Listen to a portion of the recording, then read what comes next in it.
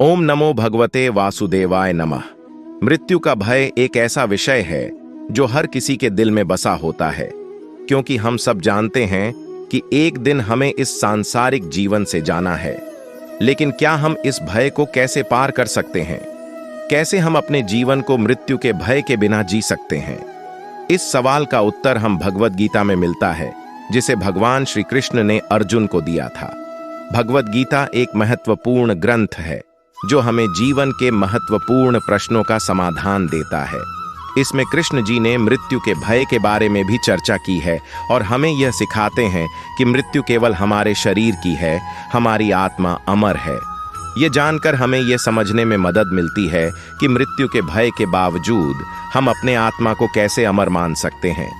भगवद गीता में कृष्ण जी कहते हैं, आरंभ है, बिना कोई काम अकृत किए जाने का नहीं है और बिना काम अकृत किए जाने का नहीं है उनके फल का आदान प्रदान। इसका मतलब है कि हमें कर्म करना चाहिए बिना किसी फल की उम्मीद किए। मृत्यु के भय के साथ हमें यह समझना चाहिए कि हम इस दुनिया में अपने कर्मों के माध्यम से कुछ छोड़ जाते हैं और यह कर्म हमारे आत्मा के विकास के लिए महत्वपूर्ण है। इसलिए हमें अपने कर्मों के प्रति सजग और समर्पित रहना चाहिए। कृष्ण जी के उपदेश से हमें यह भी सीखने को मिलता है कि मृत्यु का भय हमारे जीवन को महत्वपूर्ण बनाता है, क्योंकि वह हमें याद दिलाता है कि हमारा समय सीमित है और हमें अपने कर्मों के माध्यम से जीवन को महत्वपूर्ण बनाना चाहिए। इसके अलावा मृत्यु के भय से हमें अपने जीवन के मूल्य को समझने का अवसर मिलता है। हमें यह समझना चाहिए कि हमारे पास बहुमूल्य जीवन है और हमें इसे अच्छे तरीके से जीना चाहिए।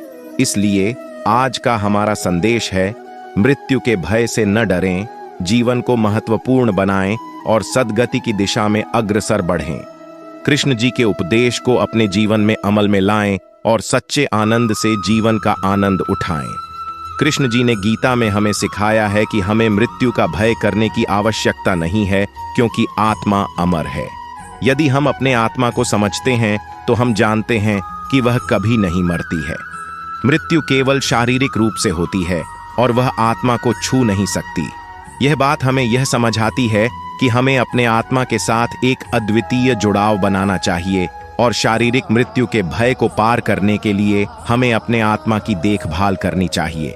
कृष्ण जी ने भी बताया कि हमें कर्मों के साथ समर्पण करना चाहिए और हमें कर्मों के फल की चिंता नहीं करनी चाहिए। हमें यह समझना चाहिए कि हमारे कर्म हमारे आत्मा के विकास के लिए महत्वपूर्ण हैं और हमें उन्हें ईमानदारी और समर्पण से करना चाहिए। कृष्ण जी की बातों से हमें यह भी समझना चाहिए कि मृत्यु का भय हमारे जीवन को महत्वपूर्ण बनाता है, क्योंकि वह हमें यह याद दिलाता है कि हमारा समय सीमित है और हमें अपने कर्मों के माध्यम से जीवन को महत्वपूर्ण बनाना चाहिए। कृष्ण जी के उपदेश से हमें यह सीखने को मिलता है कि मृत्यु सिर्फ एक अवसर है जो हमें हमारे कर्मों को सुधारने और अधिक आदर्श जीवन जीने के लिए मौका देता है।